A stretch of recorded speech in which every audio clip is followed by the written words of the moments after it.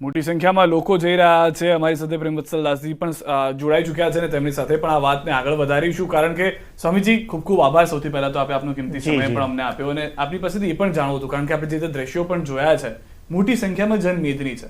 ભગવાને તો તમે મંદિરમાં જઈને પણ દર્શન કરી શકો છો, પરંતુ જે રથયાત્રા નીકળી છે, ભગવાન પણ કંઈક લીલા કરવા માંગતા હશે કે જેઓ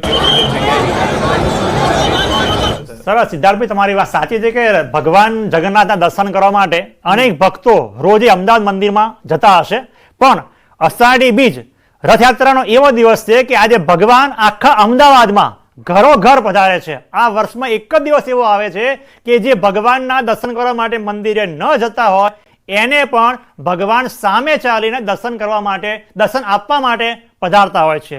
જેમ સામાન્ય રીતે આપણે જોઈએ કે કોઈ માણસ બીમાર હોય તો દવાખાનામાં જતો હોય છે પોતાની દવા કરાવવા માટે, પણ જ્યારે પેશન્ટ વધારે બીમાર પડી જાય છે ત્યારે ડૉક્ટર ખુદ એના ઘરે જાય છે. એ ન્યાયથી આપણે જોઈએ તો એ રીતે પણ ભગવાન આજે દરેક ભક્તોને દર્શન કરવા માટે, દર્શન આપવાને માટે પધારે છે. એ ખૂબ આપણા હિન્દુ ધર્મની એક રીતિ છે. એટલા માટે ભજન પણ બનાવવામાં આવ્યું છે કે ઘેર ઘેર ફરી ઘનશ્યામ અભય વર દ્યારે ખોળી. એ ન્યાય આજે ભગવાન રવિવારના દિવસે લોકો પોતાના ઘરે બેઠા હશે તો પણ ભગવાન જગન્નાથ આજે દર્શન આપવા માટે પધાર્યા છે. અને જગન્નાથ ભગવાન આજે જે લોકો ભગવાનના દર્શન કરશે ઘરે આવે ત્યારે, અથવા તો જે માણસો ઘરે બેઠા આજે ન્યૂઝ 18ના માધ્યમથી દર્શન કરશે એનું પણ ભગવાન મોક્ષ કરશે. કારણ કે હિન્દુ ધર્મમાં એમ કહેવામાં આવ્યું છે કે ભગવાનના દર્શનની કોઈ પણ વ્યક્તિને જિંદગીમાં એક વખત પણ જો સ્મૃતિ થઈ આવે તો પણ ભગવાન એનો ભવસાગર પાર ઉતારી દેનાર છે. એવા સમર્થ ભગવાન આજે બીજના દિવસે ઘરોઘર પધારી રહ્યા છે. એ આનંદનો વિષય છે. અને આજે ભગવાનના દર્શન કરી રહ્યા છે એની અંદર તમે જુઓ નવધા ભક્તિ આવી જાય છે. હિન્દુ ધર્મમાં કીધું છે કે શ્રવણમ કીર્તનમ વિષ્ણુ દર્શનમ કરીને શ્લોક લખ્યો છે, એ 9 પ્રકારની ભક્તિ આપણને આ રથયાત્રામાં જોવા મળી રહી છે. તો એના ભાવથી આપણે દર્શન કરીશું. જે દર્શન કરશે એનું ભગવાન કલ્યાણ કરશે, કરશે અને કરશે જ. અને આમાં કદાચ દર્શન સુધી પણ નહીં, કારણ કે વાત જ્યારે મોસાળની થશે તો ત્યાં આગળ તમામ સાધુ સંતો પણ ભેગા થશે, ભક્તો પણ ભેગા થશે, અને ત્યાં આગળ આપણી સાદી ભાષામાં એને જમણવાર કહીએ, પરંતુ એ તમામ લોકો ત્યાં આગળ પ્રસાદ લેવા ઉપસ્થિત હશે. તેનું મહત્વ શું રહેલું છે? સરસ છે પ્રશ્ન તમારો કે સરસપુરની અંદર અત્યારે જમણવારની તૈયારી થઈ રહી છે. ભગવાન સવારના નગરમાં દર્શન આપવા માટે નીકળ્યા છે. અત્યારે લાખોની સંખ્યાની અંદર આજે સાધુ સંતો અને ભાવિ ભક્તોને જમાડવામાં આવશે.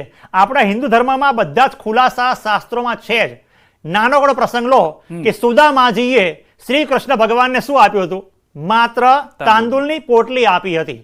જ્યારે ભગવાન જમતા હતા ને ત્યારે એમનો સંકલ્પ થયો સુદામાને કે આ કૃષ્ણ ભગવાન પણ ખરા છે ને, મારા તાંદુળ પણ ખાઈ ગયા અને મને કંઈ પણ ના આપ્યું. પણ જ્યારે પોતે ઘરે ગયા ગામમાં, ત્યાં સોનાના મહેલ જોયા ત્યારે ખબર પડી કે ભગવાનને જમણવાથી આપણને શું મળે છે. એમ આજ ભગવાન જગન્નાથ અને ભગવાન જગન્નાથના સંતો, ભગવાનના ભક્તોને જે માણસો આજે જમાડશે એને કેટલું ભગવાન આપશે એ આપણે સૌ કોઈ આજે વિચારવાનું રહ્યું. એમ ભગવાનના સંતો ભક્તોને જમાડવામાં આવે તો શાસ્ત્રોમાં એમ કીધું છે કે કોઈ માણસ અનંત પૈસા ખર્ચીને રાસુ યજ્ઞ કે અશ્વમેધ યજ્ઞ કરે અને જે ફળ મળે એટલું ફળ તો ભગવાનના સંતોને, ભગવાનના ભક્તોને જમાડવાથી મળે છે. અને આવો માંગલ્યમય દિવસ હોય ને તો જમાડવા તો પડે જ. કારણ કે હિન્દુ ધર્મમાં કહેવામાં આવે છે ભોજન હોય તો જ ભજન થાય. અત્યારે બપોરનો સમય હોય અને માણસ જમવાનો જો ના આપવામાં આવે તો ભજન ક્યાંથી કરી શકશે? અને આખો દિવસ સાંજ સુધી ભગવાનના રથ ખેંચવાના છે, ભગવાન સાથે નાચવાનું છે, કૂદવાનું છે, તો ક્યાંથી થશે? માટે હિન્દુ ધર્મની અંદર આ બધી વસ્તુની જરૂર છે. અને મોટી સંખ્યામાં લોકો પણ રથ ખેંચીને જઈ રહ્યા છે અને તમામ લોકો પણ એ પ્રયાસ કરી રહ્યા છે કે આ રથને તેને મોસાળ સુધી પહોંચાડવામાં આવે, જ્યાં આગળ તમામ લોકો રાહ જોઈ રહ્યા છે ત્રણેય લોકોની.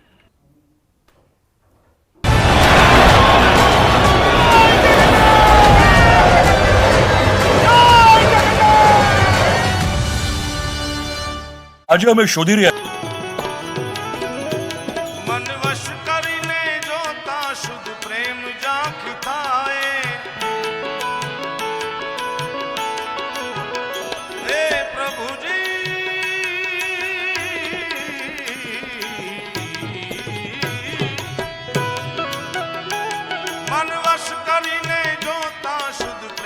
જા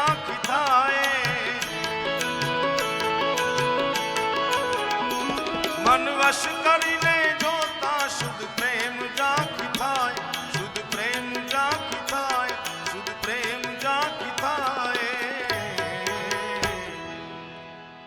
અજ્ઞાની જીવ જાય, એ અજ્ઞાની જીવ જાય, અજ્ઞાની જીવ જાય, જ્યાં મનડું જાય દોરી અજ્ઞાન જીવ જાય,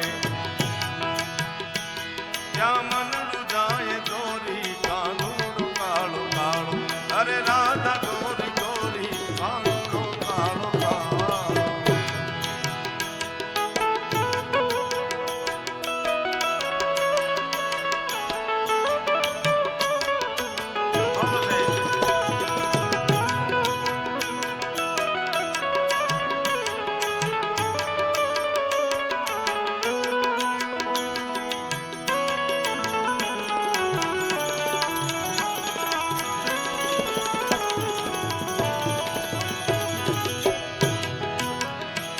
છે પ્રેમ, છે પ્રેમ, છે પ્રેમ સર્વવ્યાપી વહેમી જનો સુજાણે.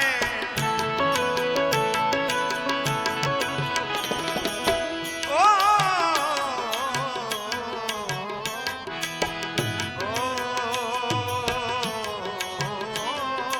પ્રેમ છે પ્રેમ સર્વવ્યાપી વહેમી જનો સુજાણે, વહેમી જનો સુજાણે રે વહેમી જનો સુજાણે. છે પ્રેમ સર્વવ્યાપી વહેમી જનો સુજાણે, વહેમી જનો સુજાણે, વહેમી જનો સુજાણે. અજ્ઞાનીને અનાડી, અજ્ઞાનીને અનાડી, અજ્ઞાનીને અનાડી, હું ગણશીને અઘોરી